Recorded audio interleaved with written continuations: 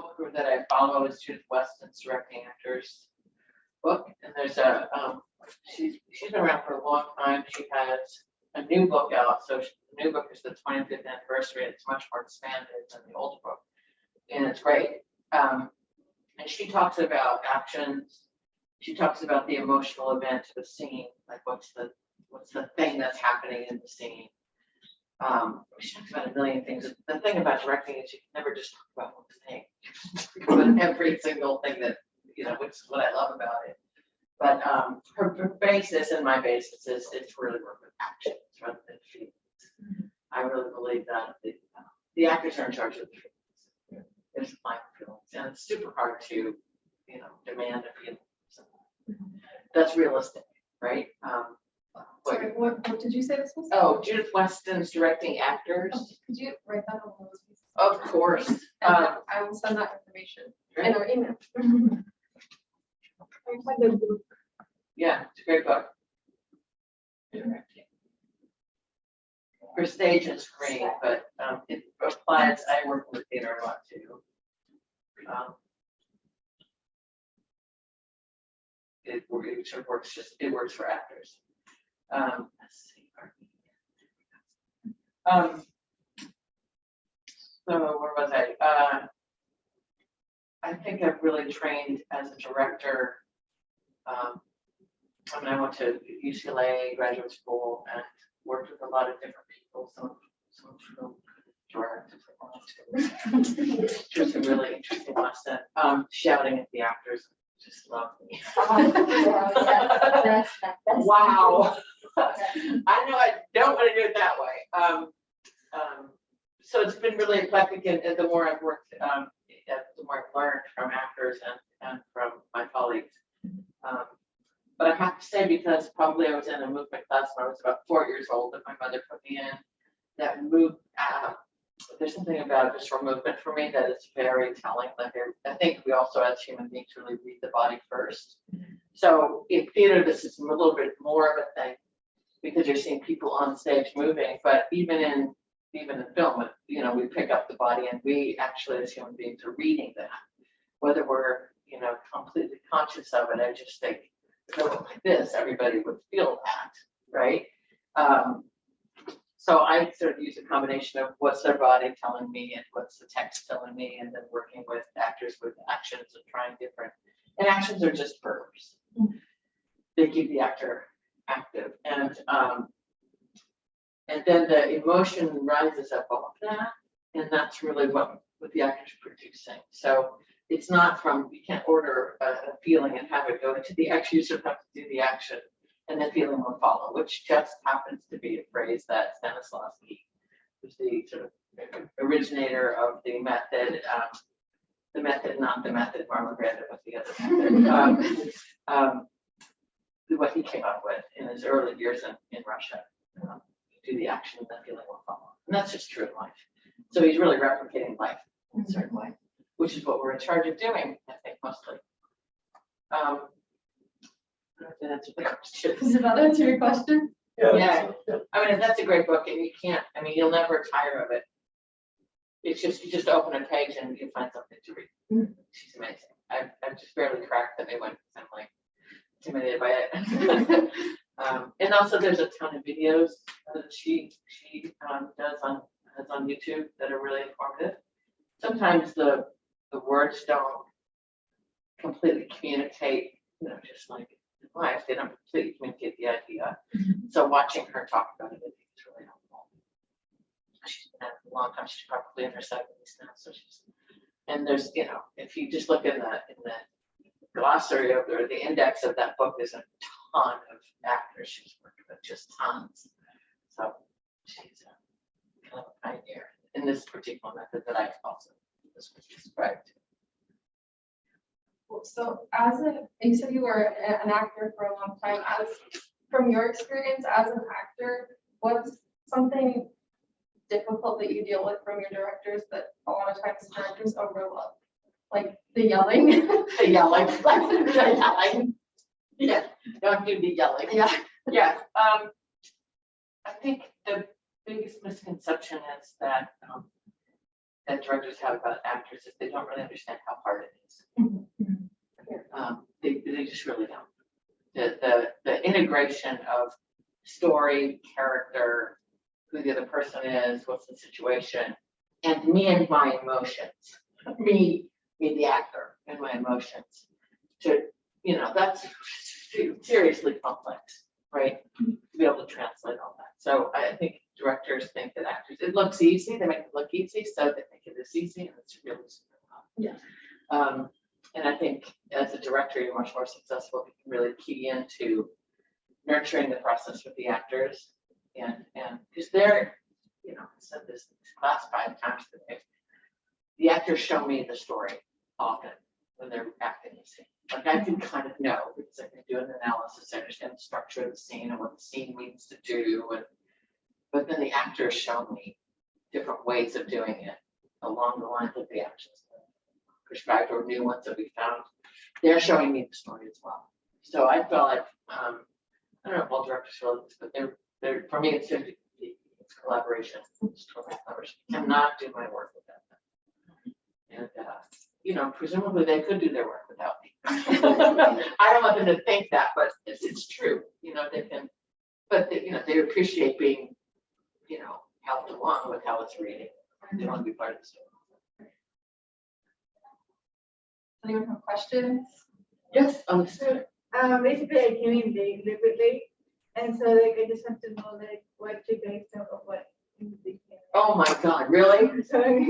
We just did an introduction. Yeah, Assessment, introductions, and so one of the things I'm also directing my actors this semester for my project, and how do you deal with the parent kind of parent thing, similar to parenting, you it's similar to parenting. Yeah, parenting. It's like producer is your mother, and then the director is like a baby, and so and then the actress is the one. The director's the baby, not the actors in that model.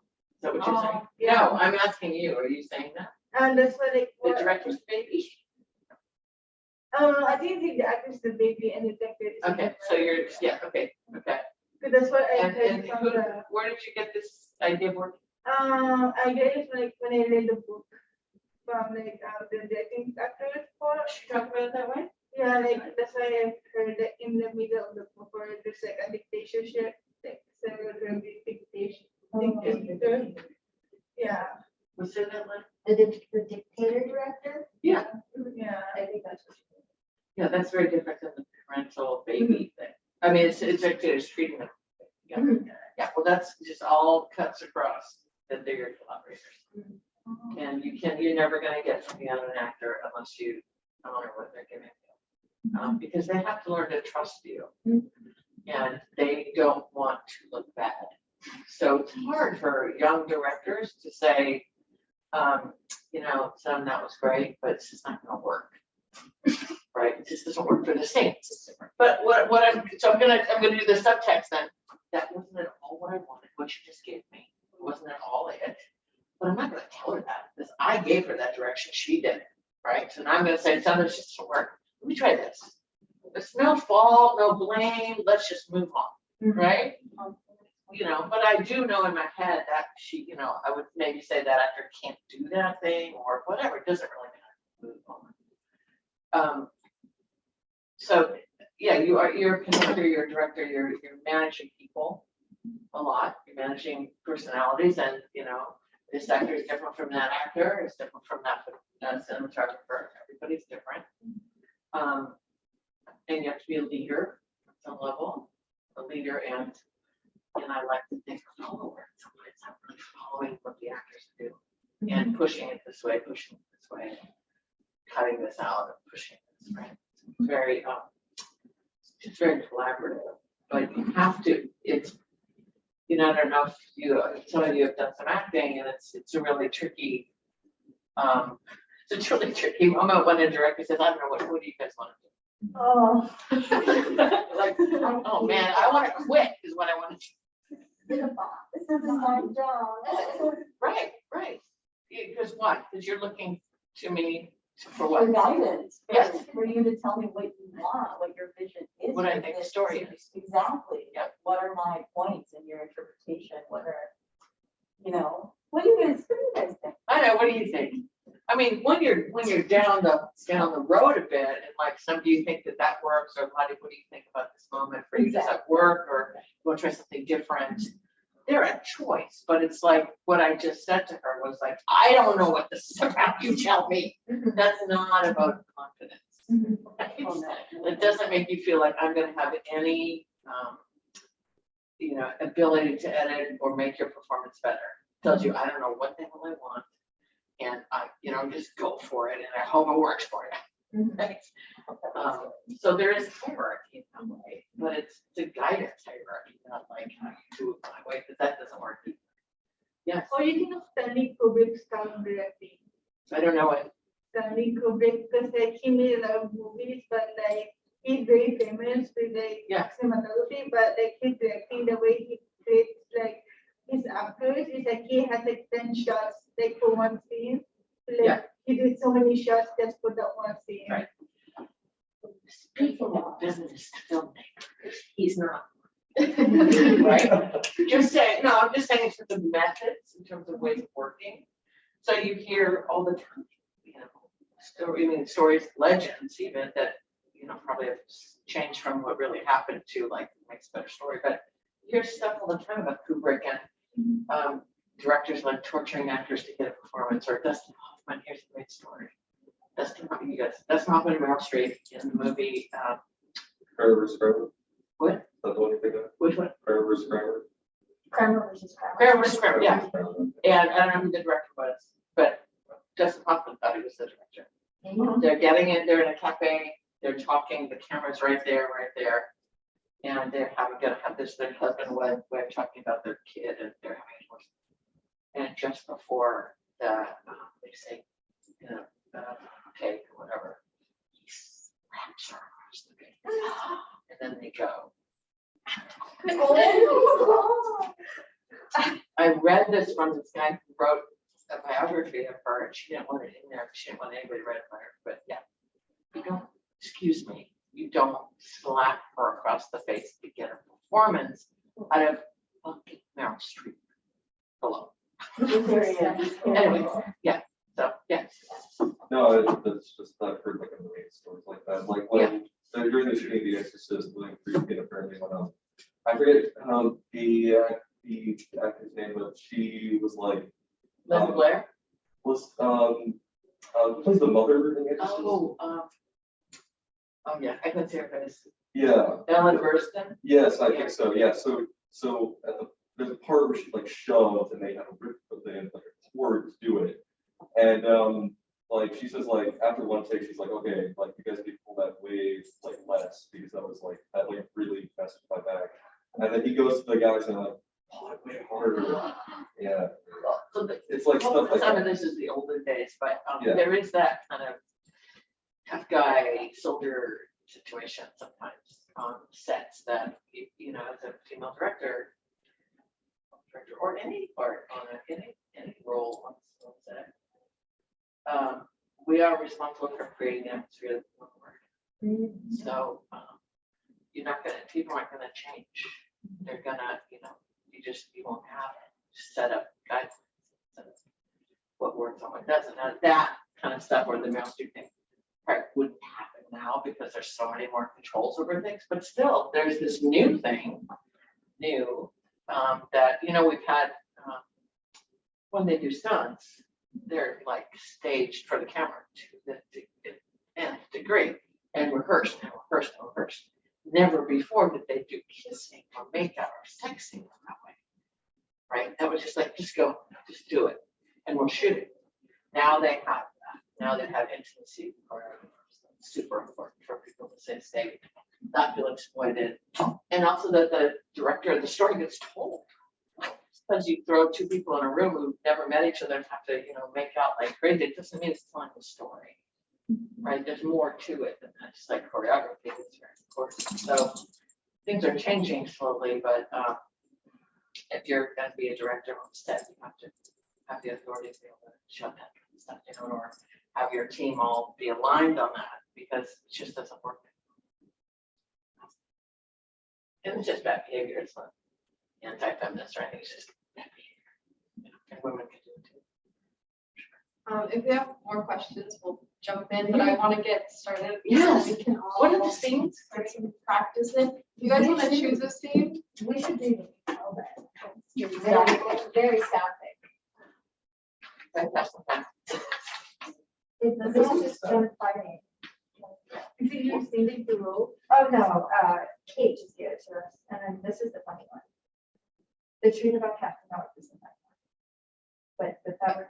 Okay, Well, we can just do like a dry read if we totally just read. prefer. so we're just kind of doing a sort of mock rehearsal kind of thing, or I might Yeah. start with them? Yeah, so you guys can go through it and then you give some direction Sure. and then as we go through, we can jump in and have like, I can pass it to someone else that wants to try and direct it. Sure, and give sure, sure. advice. Do they need to be on camera?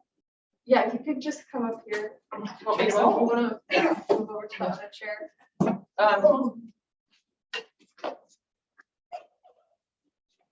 If you're like right in line with the table.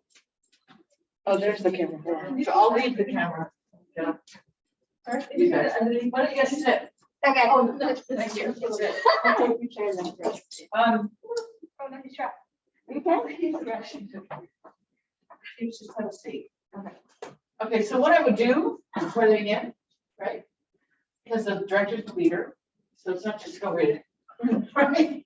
I'm setting it up, of giving them a safe container. You know, it's safe meaning not like, no one's gonna pick you up, but safe, I'm watching you. And we're gonna work together on this, right? Kind of is the message, I don't say that, but I'm giving that off. Thanks for coming. This is a great senior perfectly cast in it. And I don't know it. And but I would say this is what I think the scene's about. And let's just read it. Let's just give it a read. Make it really safe for them. Just read it. Do you want to be Fabrica? I have to be Emily. Yeah, we can try something new. Yeah. All right, Fabrica. Raven. If you can just wait a second and hear me out, Emily, everything will be okay. No, I'm done trying to make things work. You go from me to him, back and forth. I'm sick of it. This isn't the way it's supposed to be. How's it supposed to be? I thought we came to an agreement. Oh, that sounds so terrible. Don't bring your lawyer talk between us. We spoke about this. I thought you and I had an understanding. He is the husband and father of my children. This thing between us, I don't know anymore. If we can't, I'm not going back and forth. I'm married to him. What the hell is marriage nowadays? What does it even mean anymore to anyone anymore? It does have meaning. Brainwashed lies. I only want you, Help me. not the way I need.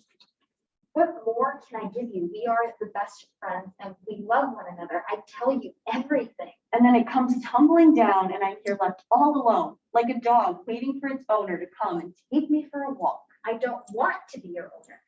You are free to see who you like. I won't like it any more than you do, but I have to respect you and the nature of our relationship. I've never conversed with anyone before. It would be nice to converse for once. But you That's all. You can't put that responsibility on me. It's not that I don't want to, it's that I can't and I won't. I'm sorry. Yeah. Don't think for a second that this is easy for me. Oh, God. You sound like some shitty, cliched soap opera. I want life and vigor and passion and realism. I don't want this bullshit talk. What do you want me to say, Emily? Do you want me to cut my wrists and bleed? Is that what you need? You all suck me dry. This is supposed to be my happy time with you. What do you mean, I suck you dry? You and everyone else in my life, my kids, my husband, my mother, you all make me stressed to the bone. I have to accommodate each and every one of your needs. Well, I don't need to be a chore for you, Fabrica. I don't need to give you anything. Forget it. I'm emotionally drained. What? ignore your own You have a existence. line after she leaves. Do I? Oh, I need I to need zone to out. zone out. Oh, that's okay. Go Oh. for the motion. I'm emotionally drained. I need to zone out of my existence and forget I'm alive for as long as possible. Is that possible? What? To ignore your own existence. It's called meditation. Right, well, is there such a thing as beyond meditation? Sometimes I want to leave my body, get away from myself entirely. I'm stuck. We're all stuck with my past, my thoughts, my visions, worries. I want to be someone else. I want to forget every day, slip into another consciousness, start over, learn new things, have different experiences. I wish so bad. I wish I could just think things, make everything exactly how I want it to be, without having to put in the work. That would be nice. Everything is work, effort, hustle, 24/7. This is why we should appreciate the time we spend, don't you think? We shouldn't want more than what we are given. Perhaps that's what happiness is, not wanting more, and being content with what's given. Yeah, Sorry, I can't give you everything you deserve. I'm so sorry, Emily. I feel like it's all my fault, and it is. I should never approach you. no, it's not you, it's me. I have my own life to sort out, and I shouldn't force you to clean my dirty laundries. It's my problem. If you can't accept what this is of itself, I'm afraid I don't think we should continue. Do you? I think you're right. Do you? Yeah, I do. Kiss. Of course they could. Yeah. Wow, cool. That's a long skip. That's good. What's it now? I don't know, I just thought about mine. Wow, it's very complicated. It's All right, so, what, how I would start with these two feminists, or any actor. Any questions? Someone can answers, but I would ask them because I'm in another situation. Or anything you don't understand, or so we can take I would ask how to properly say Fabrica's name. a look. Okay, that probably sounds right to me. Yeah. Try that. Right, what do you think, so it seems to me a tug of war, kind of about someone that's attached to someone else. Yeah. And someone who wants their attention.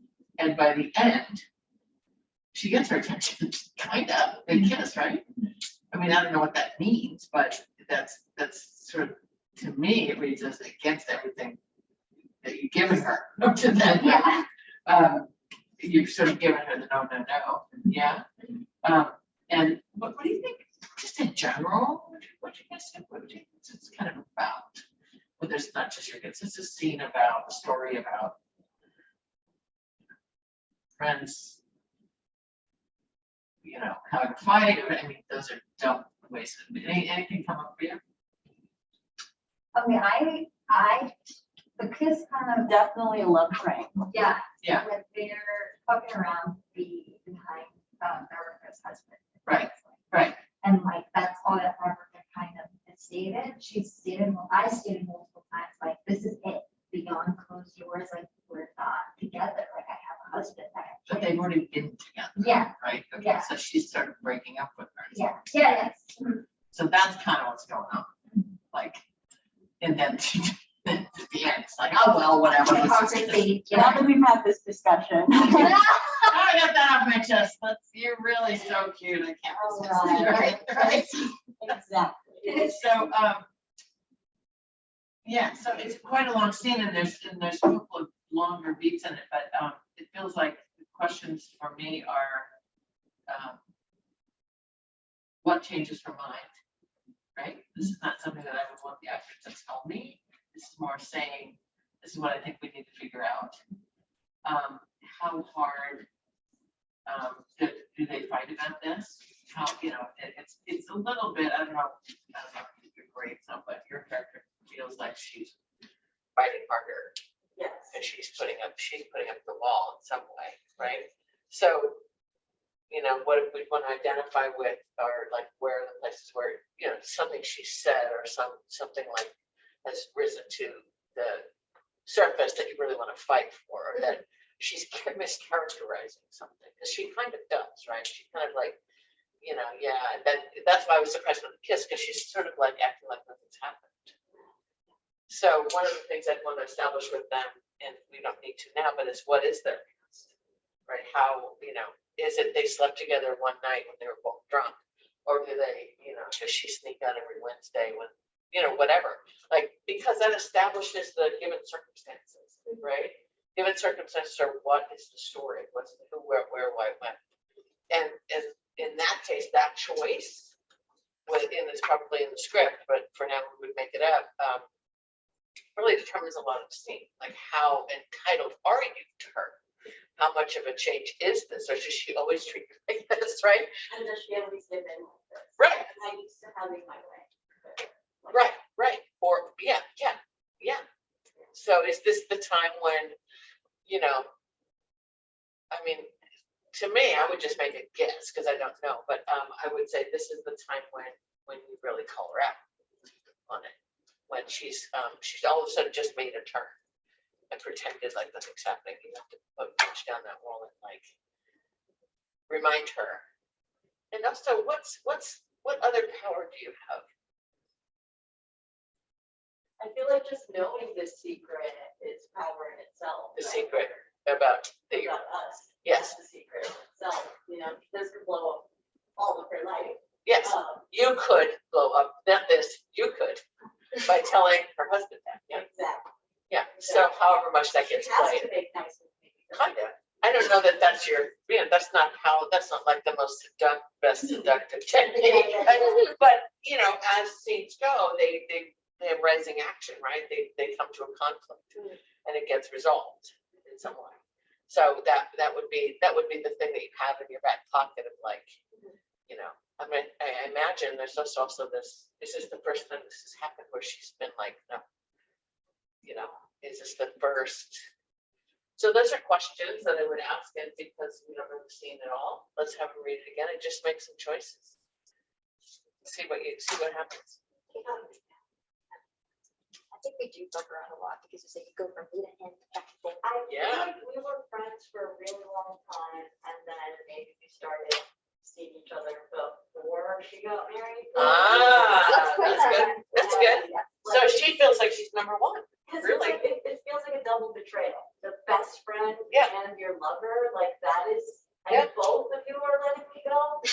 Okay. So, So what we're talking about there is stakes. What's at stake for that character, right? So that's a circumstance. That's a you know, given circumstance. Like they are this way, they have been this way this long. But it's also something that Sam can play, right? That's in the scene, right? That they both play actually. Yeah, and my stakes are just I lose everything. Yes, just you know, just everything. okay, Well, you may or may not lose her, but That's very Dickinson, right? You guys watch that? of course. Yeah. Oh, Yes. what? Dickinson on Apple TV. There's too many shows. Okay, so It's not Emily Dickinson. Emily, oh yeah, she was famous. Yes, friend might be in a movie about her. Yeah, yeah. Okay. if you could just wait a second and hear me out, Emily, everything will be okay. No, I'm done trying to make things work. You go from me to him, back and forth, and I'm sick of it. This isn't the way it's supposed to be. How is it supposed to be? I thought we came to an agreement. That sounds so terrible. Don't bring your lawyer talk between us. We spoke about this.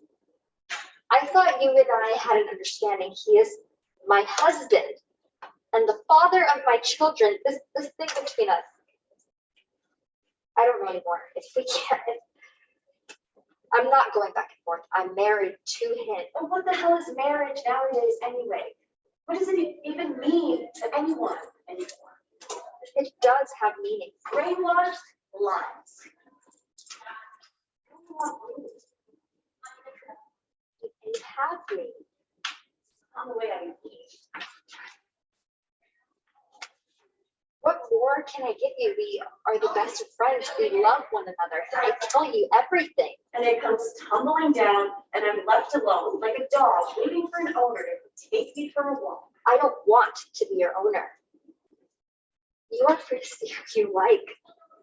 I won't like it any more than you do, but I have to respect you and the nature of this relationship. I never conversed with anyone before. It would be nice to come first once. That's all. You can't put that responsibility on me. It's not that I don't want to, it's that I can't and I won't. Sorry. Yeah. Don't think for a second that this is easy for me. Oh God. You sound like some shitty cliched soap opera. I want life with vigor and passion and realism. I don't want this bullshit talk. What do you want me to say, Emily? Do you want me to cut my wrist and bleed? Is that what you need? You all suck me dry. This is supposed to be my happy time with you. What do you mean I suck you dry? You and everyone else in my life, my kids, my husband, my mother, you all make me stressed to the bone. I have to accommodate each and every one of your needs. Well, I don't want to be a chore for you, Paprika. You don't need to give me anything. Forget it. I'm emotionally drained. I need to zone out of my existence and forget I'm alive for as long as possible. Is it possible? What? To ignore your own existence. It's called meditation. Right, well, is there such a thing as beyond meditation? Sometimes I want to leave my body and get away from myself entirely and stop where I'm all stuck. Stuck with my past, my thoughts, visions, worries. I want to be somewhere else. I want to forget Paprika and split into another consciousness. Start over and learn new things and have different experiences. I wish so bad. I wish I could just think things and make everything exactly how I want it to be without having to put in any work at all. That would be nice. Everything is work, effort, hustle, 24/7. Why we should appreciate the time we spend, don't you think? We should want more than what we are given. Perhaps that's what happiness is, not wanting to be content with what's given. Yeah, I'm sorry I can't give you everything you deserve. I'm so sorry, Emily. I feel like it's all my fault, and it is. I should never approach you. no. It's not you, it's me. I have my own life to sort out, and I shouldn't force you to clean my dirty laundry. It's my problem. If we can't accept what this is of itself, I'm afraid we should continue.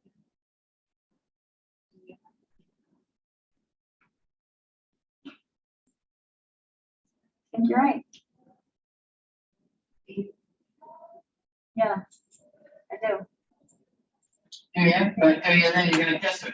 She always like, just the minute I say my line, she never lets us have those like 35 seconds. I'm like, just let the scene rest. Okay. Lottie. Just let it breathe. Breathe. I know.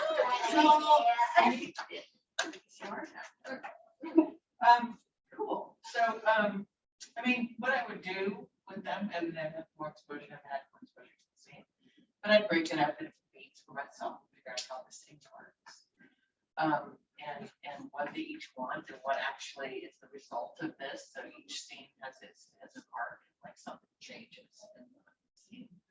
And I mean, is that not knowing the whole story, I would make up some things, the kind of things that would occur to me as an arc would be the scene where they play out this, push me, pull you game, and then they finally kiss. Like, is this the whole seduction scene? Right? Like, it's just, how many times have they done this? That's my first very cynical thought about it. Just because what a mind fuck, right? Kind of, so is that intentional or is it, she pushes you back because she digs it, right? And just wants to be in control, Are we fighting for control in this thing? And, or what do you guys think? What do you think the main thing you're fighting for is? I think it's interesting that she starts to just say that it's stressful. Yeah. You stress me Yes. out. Yeah. All of these things stress me out, and it's your fault. You're adding to it. And I think she definitely tries to change the subject there, which is very interesting. I think my character is a bit more confident speaking. And this seems very play. Is this a play or is it film? It's a TV show. Are you sure? Is it? Yeah. What TV It's show? not Is it? Dickinson. No. It's not Dickinson. I feel like I'm deflecting. I'm deflecting and projecting. And to what end? So we don't know with people, or we just know this moment in their lives, but is this her way of is she really like, I don't want to, oh my God, I do? Or is she like, I'm gonna mess with you to show you that I'm in control? Right, so I don't know, and there's probably a jillion other things because we don't know the story, but just in terms of the dynamics, it feels like it could go a couple of different ways. Okay. And I don't know that we have a big choice, so that we can keep reading if you don't want, but that's how it feels to me. Any comments or thoughts or questions about? Yeah. That question would say, is it about like a LGBT love story thing, like a theme? Might be. I don't know if they we don't know where it's from. So yeah, we're just kind of making up from it Story, what we yeah. take, which is fine, which is Yeah, great. I feel like there's like two people, like two girls are like in love with each other, and then like she finds out that she's married to her husband, and then she's like willing to like wanting to be with that person, Paprika. Yeah. And so like I would assume that it was considered like an LGBT kind of love story. Yeah. Oh, for sure, yeah. Yeah, no, there's something there for sure. It's just, I think it's deeper than that. That's just the identity. And that's not a small identity. That's a large identity, especially for Lottie's character, who was presumably in a heterosexual marriage and then is, playing around with a girl, right? But it's more than that. It might be, that's a title, that's a way of, naming it, but I don't know that that's what it's about. Right, because it's not about them being gay, it's about them having a power dynamic, Yeah. of one is attached and still wants that one, and like, One wants it all and one can't have it all. right, but then gives it, then anyway. gives it anyway, so it's, so that's what I would say, not straight, gay, whatever, but like, this is, I've seen about people who, like to play power games with each other is one way to go with it, right? Yeah, anyway, any other thoughts about this or questions? I was wondering, is this a feature film? We Like, don't know. this- No idea. We don't No know. idea. It could be going to a feature film, like what if the husband is in the bar and like he gets jealous and he finds out that her wife is like his wife is actually like dating a girl. Right. So like maybe this is All hell breaks loose. Okay. So just to talk about my process as a director, is that helpful now? Or, because I said the word collaboration, this is what I do. Right? I give them a lot of rules at the beginning, because I'm still trying to figure it out. And it's not that in this case, I haven't read it, but most cases I have read it and do know what the theme is.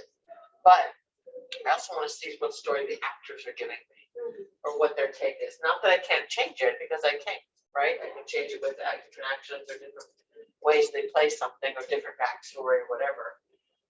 But I'm also looking to see, this is for me, what it's all about is what are the actors bringing to it?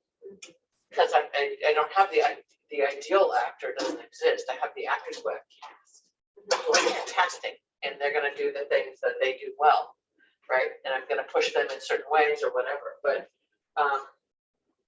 so, I don't know if that's a feminist idea or just more of an egalitarian idea about directing. I think it's very different than straight white men often have directed, which is, she's got to look this way and her measurements have to be this way or whatever. And it's also how other people and other genders take story and have story references in themselves that they want to tell or that they don't have, right? Like I've never been straight, so I don't, it's not like I can't, I mean, I know straight people, so I can direct. But Good thing about directing it straight. good.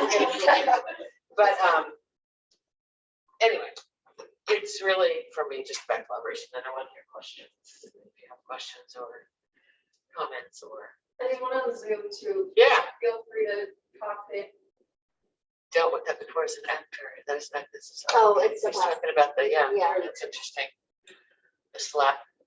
Also hearing them just, your actors just read it through sometimes if you're saying, you hear them say a line and you're like, oh, I didn't specifically hear it like that, but I like that you are bringing this line to have a different meaning. Right, because it's all about interpretation. Yeah. There's no, this is not interpretive. This is not interpretive. Not until someone speaks it. It's interpretive.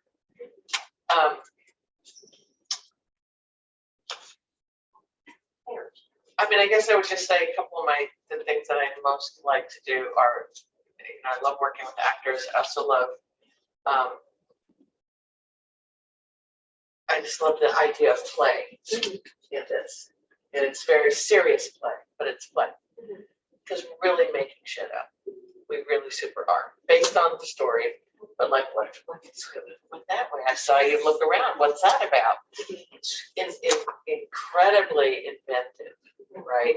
And every story is a function of the people working on it. It's not like this is what gets me about sort of Hollywood and some of the casting ideas that had. It's not about casting the look as opposed to what the actors can bring, right? Because the look is just one thing. Then they start talking. It's like, oh man, that's not at all what I need in this character, right? But and I don't know if that's done as much anymore. But it's another way of doing it. It's as opposed to being in the room with the actors and listening to them, vibing them, or figuring out what you like about what they've done or what choices they've made in auditions. And I don't know that, because I feel an onus to talk about feminism for some reason, but because it's, anyway, I think what I should keep thinking about is what my process is, and I don't know how other people do it. That's the other thing about being a director. You very seldom get to watch other people do it, right? It's good to get on set or to get in a rehearsal or whatever, watch other people do it, right? It's very instructive. And you might learn some stuff, you probably will, but you also need to develop your own craft, your own way of working that works for your brain and how you think and how you work with people. And my cornerstone of mine is play and discovery, really. And then the rigor comes in. It's not like, oh, just play, we're just going to film it. It's like, we're going to play and find the things that work, and then it's going to get nailed down, film it, or play it on stage or whatever. It's super important to get something really specific by the end. But I find that when a director starts with something really specific, it's usually wrong, or it's not creative. It's a very stiff jacket for the actor to put on. Even if they end up in that jacket, maybe give them some room, right? I just think you're gonna get more. It's not about necessarily egalitarian. It's just more, I get more from actors that way. We have a question on Yeah. Zoom. Joy, go ahead and jump in. Sure. I was just curious because I know a lot of the work that we do before getting on set is trying to set up ourselves for success, getting actors that are going to be great to work with, that are open to the dialogue that's necessary for developing a great scene and whatnot. But a lot of being a director is also, unfortunately, like management. The stuff that's not so fun. But I'm curious as to like how you best, like if you have any examples or whatnot of dealing with diffusing situations on set where things aren't going as planned in one way or another with the people. I've been on so few sets as a director. I've watched a lot of sets. I've been on sets in LA when I lived there a lot. I mean, the only metaphor I can think of is like playground management, right? A director sets the tone, but they set the tone with the people who are also managing the departments, right? How to diffuse, I don't know, you have to kind of go by instinct, it depends on what's going on.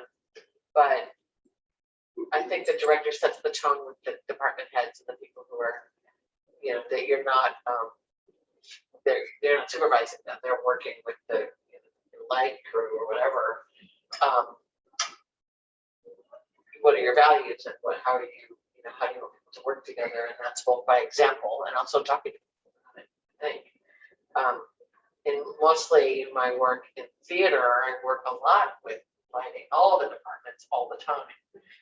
And it's just a general, it's something you carry into the room as a director. You just do, right? You just carry, and the more you can become yourself as that, that's what I've had to learn. It's like, it was so scary. I'm totally, it's gonna surprise you, totally shy. Really shy. I know. But I have had to learn to work with it. Right, they're not shy in a professional situation now, but kind of like people, you've got to be in the room with people and accept their foibles and set boundaries. I mean, I don't know. It's just that it's always an instinctual thing when something weird happens on the set, or you have to deal with something, unfortunate or unhappy, or struggle or conflict. Separate people, stop things, but it also comes from leadership as the director. When you're accruing your crew, how you work, what are the standards with which you want to work? Because it has been, a very dude deal, right? And that's a way to work for sure. And there's a lot of other ways to work, and it doesn't have to be that way. And that's not that old thing happens on men's sets. I'm not saying that. I'm just saying, it can't. It's kind of a cowboy thing. Right? Can't be like that sort of history and that sort of, carrying lights around. You have to be really aware of that. I mean, as a feminist, you have to be bigger than that. You have to be smarter than that. Way smarter. You have to know people really super well. Because the way through something is not always the logical way or the pound up, top-down way, and to be really intuitive about people and get to know people and figure out how to work well with people and what works and what doesn't, and then be able to be comfortable in your authority, to really show your authority and not like pound people over the head with it. But, at some point, I mean, it's happened many times. Okay, we're all working in rehearsal, and I'll say, "Hey, just a minute," and everyone's just. And I don't mean to do that. It's kind of scares me when people do that, but it's like they're like waiting for the next thing, and that's how it should be. That's how next we're gonna go here, right? It's we're gonna try that again, or we're gonna change the light there and then try it again, or whatever. Authority is kind of a bad word for leadership, I think, because it's authority. It means it kind of means this, and maybe other people have different. How is it directing visual styles are different from directing like on screen versus directing on theater when it comes to like the style? More equipment on film. I mean, the frame is bigger, right? In film, it's this. In theater, it's the whole body, the whole set. It's not that the material's different; it's the expression of the material. Right. So even though I still believe strongly in people's bodies should be part of a film, people's bodies have to be part of a play. Yes. They have to be. Yeah. And because you're not going to just get this. You're just not going to. In fact, we read the body first. So we actually take in what other people's bodies do because it's like our little animal nerve of like, are you going to kill me? That thing working. But we're not thinking that, but it's like I'm reading that. I'm reading Lottie sort of not looking at me or looking at me, whatever's going on. Mm-hmm. So that's the difference. It's just the size of the frame. And then the performances develop differently within those frames too. Yeah. So like, is since you're a voice actor, can you have the actors, like, I know for directing, like, on screen, like, when you have the voice actor, can you have the actors, like, save for the, save your energy for the last shot, like, save your energy for, like, close-up shot, like, is it I really? a guess, thing? but I try not to coach them too far into that, I mean, for myself. Because the last shot is the best shot. That's what's gonna determine the last shot. We got it. Right? It's not gonna be the fifth one, it's gonna be the one that's the best one, that's gonna be the one that we shoot it. You are managing actors' energy in both cases and managing, and that's just goes to the understanding how actors work, how hard they work, and you can't repeat the scene 8 times. You can't do it and expect something better. Can't do it because everyone's unfortunate. Other questions? We're done in like 3 minutes, so Oh, okay. you're free to hang out and discuss. Any more questions? Of course, just yell them out before we leave. I will let everyone go. Thank you so much. You bet, thank you.